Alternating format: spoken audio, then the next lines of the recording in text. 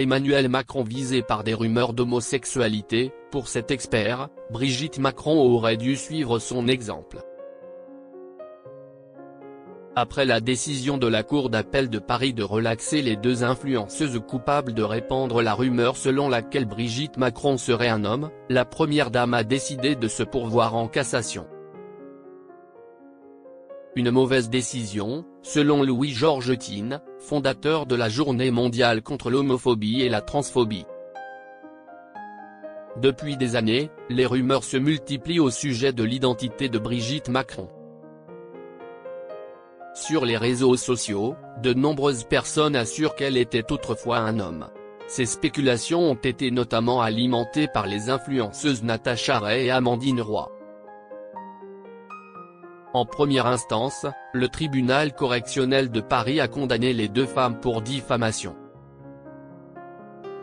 Mais dans l'arrêt du 10 juillet 2025, la Cour d'appel de Paris a prononcé le relax. Brigitte Macron a alors annoncé qu'elle se pourvoirait en cassation. Mais selon un expert, la première dame aurait dû réagir comme son époux. Brigitte Macron, un expert explique pourquoi sa décision judiciaire n'est pas la bonne.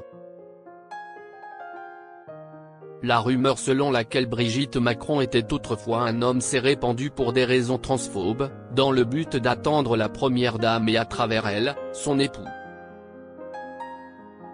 Mais selon Louis-Georges Tine, dans une tribune pour Libération, ces affirmations alimentent aussi l'idée que l'identité transgenre est une insulte, de quoi créer un malaise dans le milieu LGBT. Le fait d'affirmer que l'épouse d'Emmanuel Macron est transgenre, n'est en fait pas transphobé, selon la Cour d'appel. En effet, l'organe judiciaire estime que les propos ne sont pas diffamatoires, car, même s'ils sont faux, ils ne sont pas en eux-mêmes une atteinte à l'honneur ou à la considération de la personne visée. Le fondateur de la Journée mondiale contre l'homophobie et la transphobie explique qu'en condamnant d'abord les deux influenceuses, le tribunal correctionnel laissait entendre qu'il était dégradant d'être pris pour une personne transgenre. Emmanuel Macron visé par des rumeurs d'homosexualité, pourquoi son épouse aurait dû suivre son exemple? Louis-Georges Tine a ensuite fait une comparaison avec le cas d'Emmanuel Macron. En 2017, une rumeur selon laquelle ce dernier était homosexuel circulait largement sur la toile. Le président de la République l'avait alors démenti calmement, n'avait pas porté plainte et n'a depuis plus abordé le sujet. Le chef de l'État savait que se lancer dans des poursuites judiciaires serait maladroit. En effet, être désigné comme homosexuel n'est une offense que pour les personnes homophobes. La même logique s'applique donc pour le cas de Brigitte Macron. Comme l'explique Louis-Georges Tine, la Cour d'appel a alors affirmé qu'on ne peut pas poursuivre quelqu'un pour avoir attribué à une personne une identité transgenre.